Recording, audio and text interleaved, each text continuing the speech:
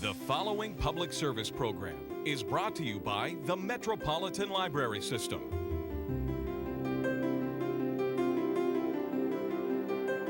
And now, Read About It with your host, B.J. Williams. We have a great show for you today, including a talk with novelist D.L. Birchfield and also a talk with poet Judith Hill. But first, D.L. Birchfield is in Canada at this time. He was down here in Oklahoma City a little while ago to talk about his new novel, Black Silk Handkerchief. I think you'll enjoy what he has to say.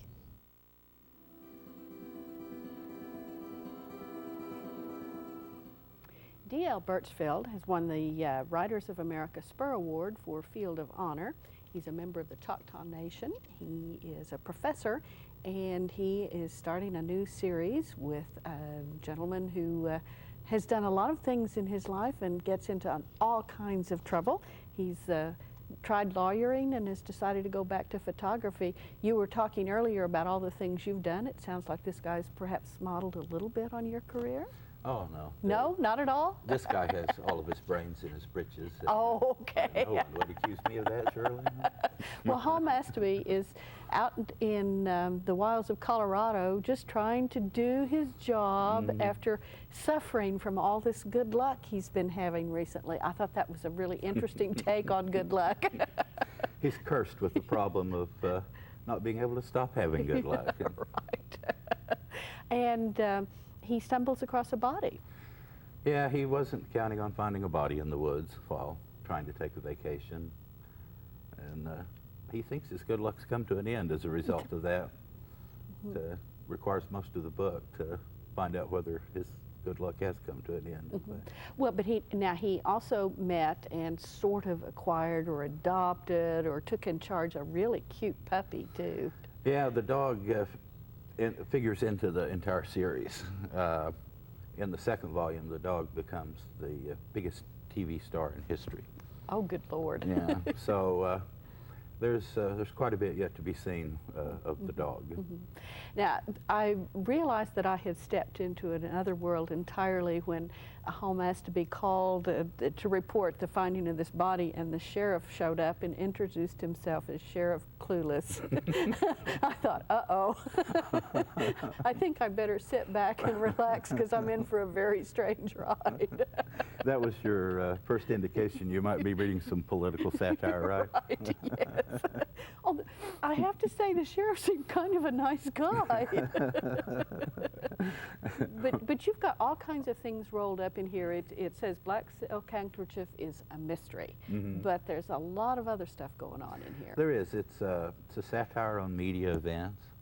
It's a satire on contemporary political matters, particularly international. It's a satire on intercultural romance, but it's also pretty much a murder mystery that fulfills the requirements of the genre of the murder mystery, as each volume in the series will do.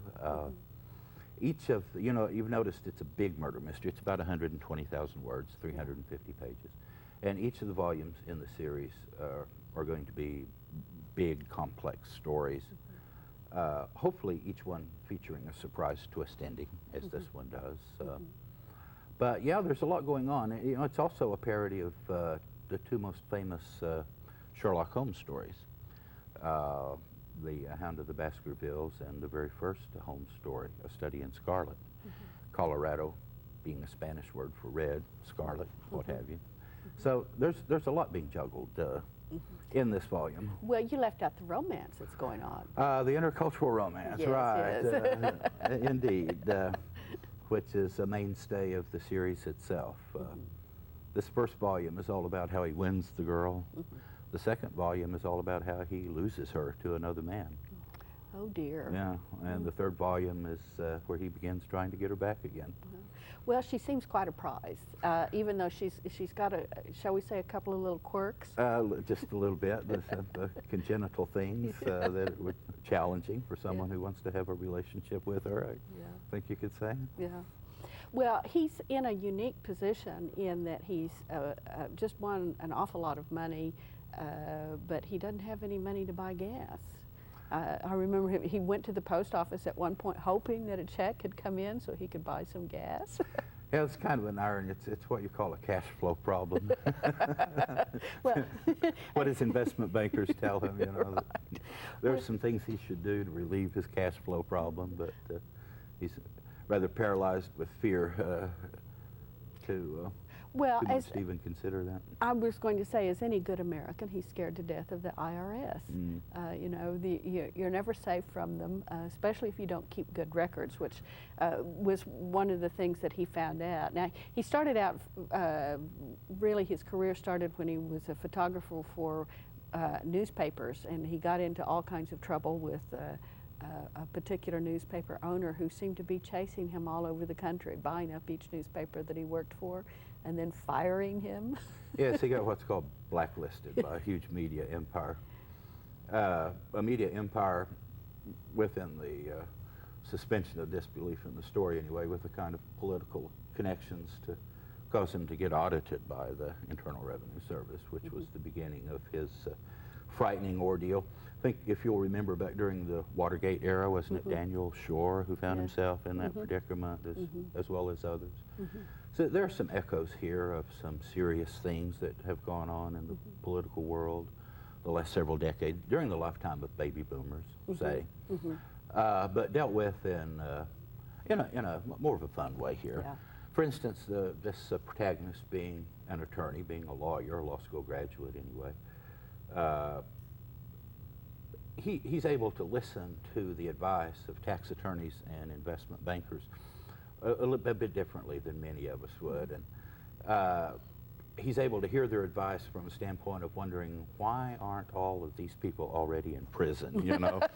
Because they're explaining to him how he can reduce his tax liability to practically nothing, as rich people can do. So there's quite a bit of humor in there that is intended to speak to a lot of us that might like to get rich, and what that might, and want to find out what that might be like if that were to happen, because he gets very spectacularly wealthy.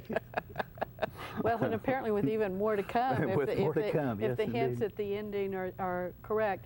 Now, he's actually being a photographer now, so is that something that you know a lot about, or did you have to investigate that?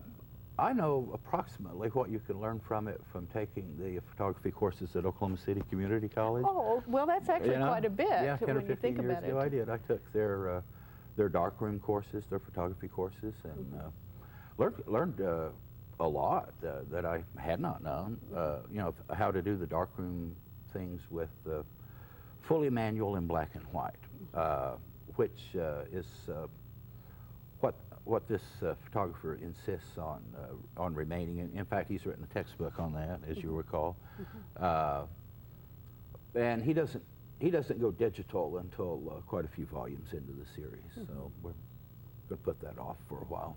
But the photography is kind of a continuing element of, and helps him really in what he does. I would think the photographer's eye is part of what gets him into that trouble. Right. Having formerly augmented his income moonlighting as a crime scene photographer when he was doing newspaper work.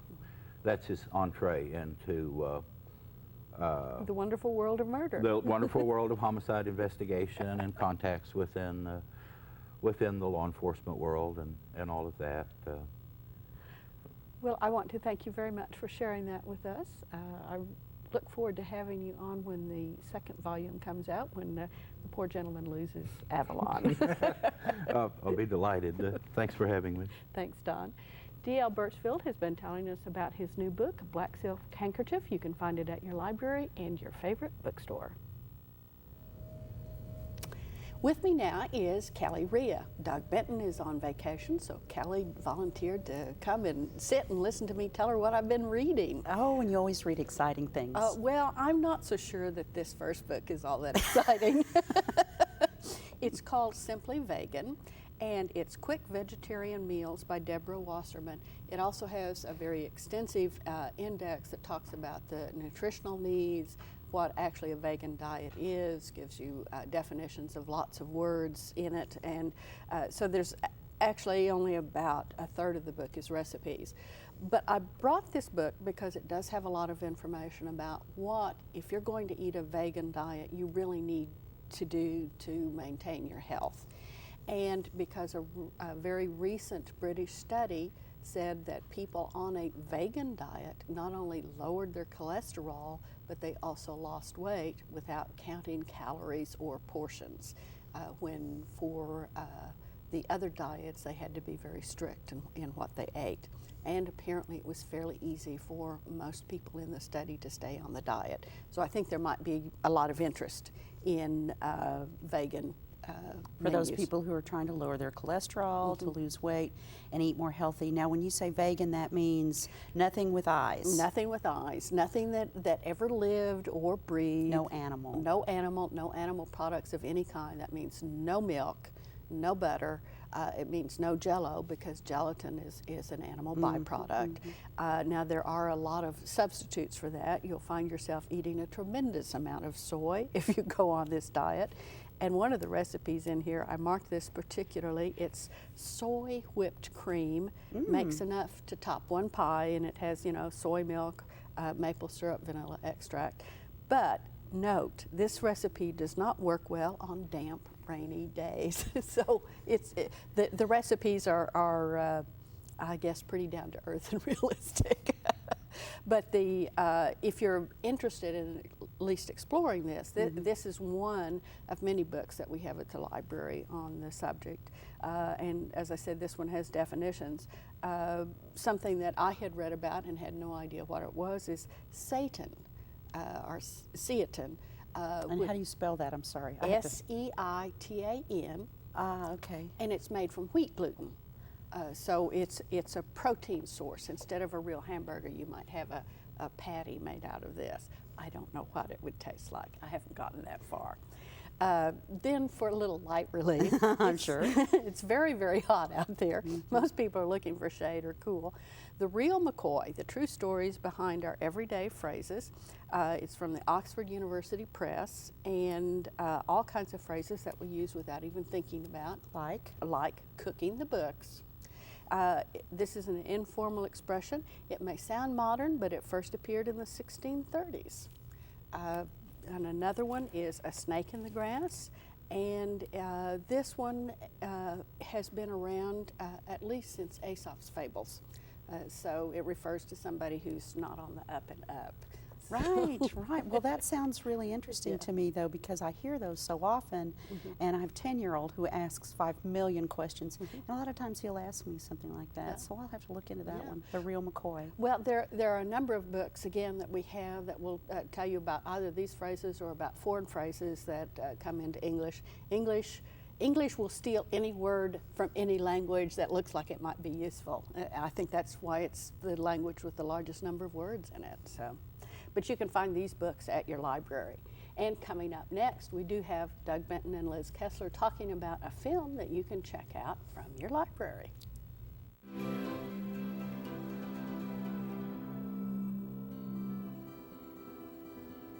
Hi everybody, I'm here with Liz Kessler to talk about a science fiction movie this time, and it is a movie called... The Fifth Element. Yes, it is. With Bruce Willis and Mila Jovovich.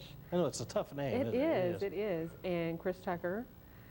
And Ian Holm. Oh, come on. You just lost me. Come on. Chris Tucker.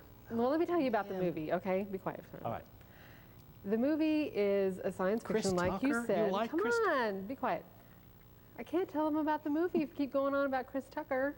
All right, go ahead. Okay, it's basically save the Earth type of thing. Bruce Willis has to go save the Earth against this 1,000-year-old evil, and Mila Jovovich, quit it.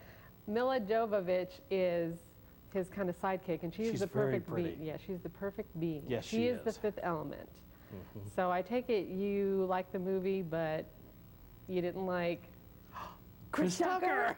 No, I don't like Chris Tucker, and I have not liked him in the few other things that I've seen him in. It just, that kind of motor mouth, wise guy stuff doesn't play very well with me. I think he just made the movie. I thought he was great. I thought. Well, It was good. we'll have to It disagree was about good. that Trust then. me, just don't listen Now, to him. visually, it's a very interesting movie. There are some really classy effects in that picture. Especially the blue lady, the diva. Mm-hmm. That is just amazing Yeah, with her voice and. yeah. So, but I mean, do you like? Is it the story that attracts you to the movie, or the effects, or the It cast, or probably what is exactly? the effects Yeah. and kind of a plot that, I mean, you've got this fifth element who supposedly came to Earth, what, in the 40s, 1940s, and will be back when evil has returned, and then now they're coming back, what, some 200, 300 years later. Yeah. So it was kind of interesting plotline, but Bruce Willis and Chris Tucker. No, Yeah. we could do without Chris. We could do without Chris Tucker No. any day of the week. Well, all right. Now, what has he gone on to do from this? Rush Hour Rush Hour. with Jackie Chan, Who carried the movie? Chris Tucker. No, Chan carried the movie. People went to see it because it was a Jackie Chan And then movie. he did Rush Hour 2. Oh, well, that makes a lot of difference. Yeah, I'm sure they went to see it for Chris. I'm sorry. I think his background is in stand-up, and he just doesn't come across on screen for me at all. So, well, I guess we'll have to. Well, that's okay. We'll have to agree to disagree. Okay, we can agree to disagree because I'm I right know and that there you're are some wrong. movies over there that you've got that I will get you with. I'm sure that you will when the time comes. But anyway, it's The Fifth Element. Fifth Element. Okay, and if you like that kind of character Science and that fiction, kind yeah. of humor that Tucker portrays in this, just chatter, chatter, chatter, chatter, chatter. Kind of like, well, he's kind of like me when I do these spots with you, isn't he? Yeah, I he hate just to all say the that. time, just talking, Yeah. talking, talking. Anyway, if you like Motor that, mouth. and Mila Jovovich, I'm trying to think, she's in the Resident Evil Yes. horror Both movies of now, them, isn't yes, she? yes. So people may remember her from that. And Yeah. she created this own language. Her and the director created the language that she uses in the movie. Oh, that's cool. Okay, we got to go. They're waving their Okay. hands at us. So Okay. thank you for Thank you. discussing The Fifth Element with me, such as it is. And we'll see you all again soon. Kelly Rhea is back with me, and it looks like Kelly's been reading too. How odd, librarians reading. Oh, yeah, it was actually fairly easy to read this book. I wanted to vote on the Oklahoma Reads Oklahoma campaign. There's 6 novels that are suggested. Some are lighter, some are a little heavier. This one was a good one to start with. It's called The Old Buzzard Had It Coming. And if you like mysteries, and obviously it's set in Oklahoma about 1912. The heroine is a farm lady with a large family, but it's got a lot of that homespun kind of optimism in the language. It was easy to read. It might sound like your Aunt Fanny when you used to spend time as a child. And there was a lot of even comparison between this large, happy, prosperous family who wasn't rich, but who was making it. Everyone contributes in the family. And then there's a poorer family who's just as large. The father is alcoholic, and that kind of sets the stage for things to begin to happen as he is the old buzzard who gets it. Ah, yes. Well, if it's a mystery, we have to have some old buzzard who gets it, don't we? So. And all along, I felt like it was one of these characters, and so it was a surprise ending. I didn't expect it to go that way. The heroine, Alifair Tucker, is everybody's mom, so you really relate to her character. You really get involved in it, and I think that it's a fairly easy read and fairly quick read. Okay, and it's The Old Buzzard Had It Coming. It's by Donis Casey. Thanks, Kelly. Every year, the Oklahoma Writers Federation Conference meets here in Oklahoma City, and I get to talk with some of the authors they bring in. Judith Hill is a poet and teacher from New Mexico. I think you'll enjoy what she has to say about writing poetry.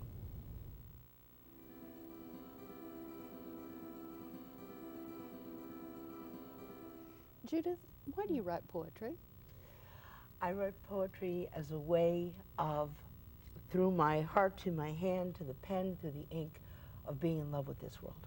It's my way of celebrating and staying awake in this alive gift that we have. Now, you have written a poem that has sort of made its way around the world, haven't you? I have, and it's been a miraculous story. The poem is called Wage Peace, And one of the things I love so much about this poem, I wrote it right after the towers fell, literally the next hour. I sat there with it and that story of knowing what had happened, and I thought, what can I sing back into the world that won't be more of the same? And this is a piece of, getting to be a poet your whole life, is that sometimes the muse will know where to find you because you've gone and sat waiting for her so many days. And so I wrote the poem Wage Peace, and then all of a sudden it started appearing on the internet with many people's names, including an 8th grade boy in New Jersey and a very, very famous Pulitzer Prize winner's name on it. And I would get email with people sending it on their listservs with different lines, and it's all, and then later, and even now, I get 2 and 3 permission requests a week from prayer groups, from monasteries, from all over. It's in fabric work. It's been set to music by Cincinnati Women's Choir as a choral piece, and the poem is called Wage Peace. And would you share it with us? I would love to. Wage peace with your breath. Breathe in firemen and rubble. Breathe out whole buildings and flocks of red-winged blackbirds. Breathe in terrorists and breathe out sleeping children and freshly mown fields. Breathe in confusion and breathe out maple trees in color. Breathe in the fallen and breathe out lifelong friendships intact. Wage peace with your listening. Hearing sirens, pray loud. Remember your tools, flower seeds, clothespins, clean rivers. Make soup. Play music. Memorize the words for thank you in 3 languages. Learn to knit and make a hat. Think of chaos as dancing raspberries. Imagine grief as the outbreath of beauty or the gesture of fish. Swim for the other side. Never has the world seemed so fresh and precious. Have a cup of tea and rejoice. Act as if armistice has already arrived. Celebrate today. Now, you said that this was waiting for the muse to find you, but I think it has more to do with the fact that you write poetry every day. Yeah, I do. I write poetry every day. Now, I've got a good habit, BJ, of being the one who, when it wakes you up, and you think, that's a great line, I'll remember it tomorrow. I know it has a half-life of zip. And that was even when I was young. So I've got a good practice of pen and paper. A practice of pen and paper is at the heart of being a writer. now, do you sit down and say, I'm going to write a poem about the moon today, or do you sit and say, this is what's coming, and this is what I have to write about? Well, I think the most important thing is I have all those practices. I have a 15-minute practice where I'll go outside and I'll sit on my deck and I'll just be a journalist, the journalist of right now, right here. And then I won't be breaking lines, I'll just be writing, kind of keep the hand moving, that. And then I've had a practice of, actually it's funny you say the moon, I've had a practice of studying and writing about the moon for 2 years. And what I do then is I study. I mean, I'm a research junkie. I love the OED, and I love, going to the bookstore and buying a million books pertaining to the moon in different cultures and different languages and the phases and mythology. And then I'll take all that information, I'll put it together. Every month I have a gathering of women that have been coming to my land, and I do every single writing exercise that day will be key to writing about the season, the time, and the moon right then. And then we'll all write about the moon, so I'll have that. And then there's times, as the bard of my place, where I'm called and said, someone that we love so much has died, will you write something for the mass? And then I do that. And I think being the bard of your place, singing your place, your time, is another piece of the work. I call that, that's that sort of, the mule and the muse. I got the mule energy, and then there's the muse. Right. Now, you work with teens, helping them write poetry, don't you? great gift to my life that I love teenagers and they love me. Well, I think it is a special calling. I really have a rule. Those of us who can should, because there are not a lot of us. Right. I love them. I mean, I don't know how it is, but I've learned to just be however it is, and certainly wardrobe is a part, and fun, and being able to just really be willing to listen to anything and praise, praise, praise, praise, and keep seeing the good and loving the good in them until that's what's front and forward. And I work with kids who are locked up felons in my state of New Mexico, the boys at the boys' school. And then I have an ongoing group of teens. I have young girls and boys that I've taught for 4 years, since ninth grade, and done an anthology with them every year and watched them become poets. Watch them blog their way to form and genre. It's I was exciting. thinking, watching them grow over 4 years must really be a trip. It's breathtaking. It's breathtaking. And the thing is, I have grown-up children too, and I know that moment where they just when my kids sort of looked at me and were like, "Mom, like, please walk way behind us in the store," our horrifying mother. And realizing that for teens, they need that other adult in their life who is their advocate, who they can safely love, who they want to get hugged by, who they want me to look at them and say, "Oh, where'd you get that? That looks so great on you." That I can have that relationship, and then I'm like, read it to me, honey, what you write, what you write.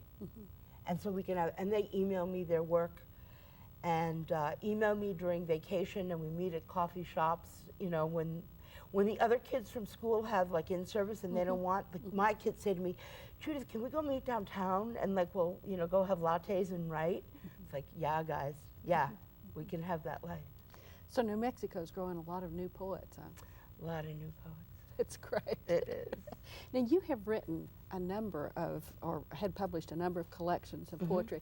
Very briefly, how do you select what you want to go in one book? The heart of that is staying in time with yourself. Don't let a huge, vast amount of time so that you've got 10 years of writing style and writing sensibility. So I really, it's staying au courant. I write a certain amount, looks like about 96 pages to me. Boy, you know, frozen peas, let's get it out there. Get on, because then my life will change. I'll have new things to say. This was when I was, you know, in love with my land, poems of that. You know, now my new book is called That Bobcat Called Love, because I'm sort of like revisiting being 14. Oh dear. Yeah, it's just as bad, but I have better makeup now. Well, I want to thank you so much, Judith, for sharing with us. It was wonderful to be here, and I'm loving being in Oklahoma and being at the Writers' Conference. So Thank you. thanks. You can find Judith's books at your library and your favorite bookstore.